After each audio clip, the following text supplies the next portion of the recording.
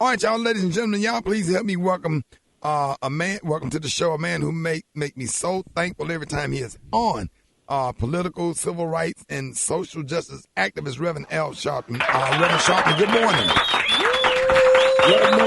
Good morning. Man, thank you so much for always making time to call in to the morning show. And this coming Saturday, August the 28th, Reverend Al makes the 58th anniversary of the March on Washington and Dr. Martin Luther King Jr.'s historic I Have a Dream speech. And so the National Action Network is organizing a march the March for Voting Rights across multiple cities Saturday. Tell us about the events that are planned. Well, the main event will be in Washington. Martin Luther King III and I will lead a march from McPherson Park on 17th and I, which is right there by Black Lives Matter Plaza, past the White House to the National Mall. And this time not in front of the memorial that they did 58 years ago, but in front of the Capitol. Because right now we saw this week, Rickey, the House of Representatives passed the John Lewis Voting Advancement Act, but now it goes to the Senate. And the votes in the Senate are not there yet. We need to really put pressure on the Senate. We saw the Senate Bill 1 on voting, the House passed and the Senate did not pass. We can't accept that this time. They need 10 Republican votes for a majority, but they can do a workaround to go around the filibuster and just do a majority vote, which the Democrats with the vice president's vote could get that passed. So we don't only want to remember what Dr. King and those that marched 58 years ago stood for. What they stood for is being undermined today. And we want to deal with the agenda today. In 40 some odd states, they're changing the voting laws, and we are being threatened with being impeded in our right to vote. So people need to come out. Those in the Washington, Maryland, the Virginia area, meet us. We're going to gather 8 a.m. at McPherson Park, 17th, and I. The march will start at 10 a.m. It's a Saturday. You don't have to work.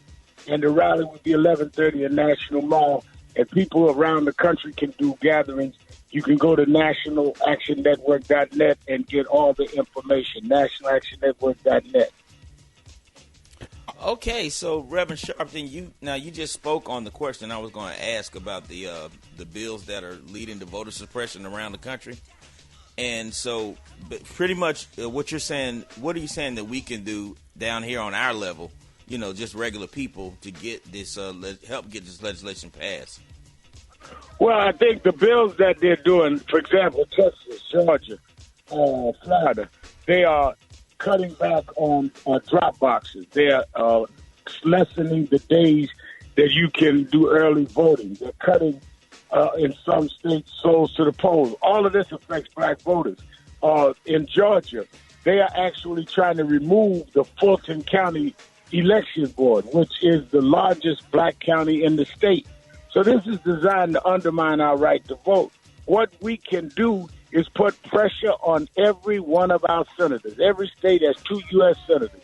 If they hear from people in their states, emails and other things saying, wait a minute, we want you to vote for the John Lewis bill.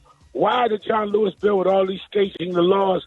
Because one federal law, this bill supersedes and suspends all of the state bills because the federal government supersedes state law. That's why they did the Voting Rights Act in the first place. Right. So rather than go state by state, we need this federal law. Right. So switching gears for just a minute, Reverend, can you share with us any updates of Reverend Jesse Jackson and his wife Jacqueline and exactly how they're doing after they've been hospitalized with COVID? They are resting and taken to the medicine well. I talked to Reverend Jackson the night before last on the phone. He's resting, his wife's resting, and they are making progress. His son and I talk every day, and I hope people keep them in your prayers. Reverend Jackson will be 80 years old in October, and she's 77, so because of their age, there's also concerns. But if anybody's strong, it's Jacqueline Jackson and Jesse Jackson, and we just pray for God's strength. They've been a tremendous importance in the history of this country, and they've certainly been a tremendous influence on my life. And of course, organizers of Saturday's marches and rallies are aware of health concerns and are taking steps to ensure the safety of all participants.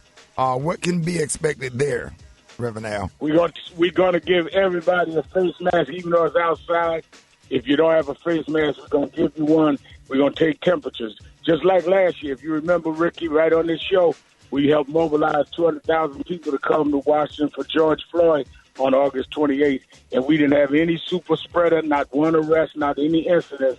We intend to do it again, but we're going to be safe. We do not want to play with the COVID-19 pandemic. And Reverend Al, make sure you remind people how they can follow you and, in the work that you're doing with the National Action Network. All they have to do is go to www.nationalactionnetwork.net or call the toll-free number if you have questions, 1-877-626-4651. But anything and everything we want, we have to get from people that are elected. We've got to be able to restore our right to vote. People should show up in Washington that can. We have free buses everywhere bringing people to Washington. Call that number, 1-877-626-4651, and meet us in Washington Saturday morning. Hey, Reverend Al, you know we love you, and we appreciate everything that you do, sir. Thank you. We love you back, Rickey. Yes, sir. Ladies and gentlemen, the one and only Reverend Al Sharpton. More Rickey Smiley Morning Show coming up.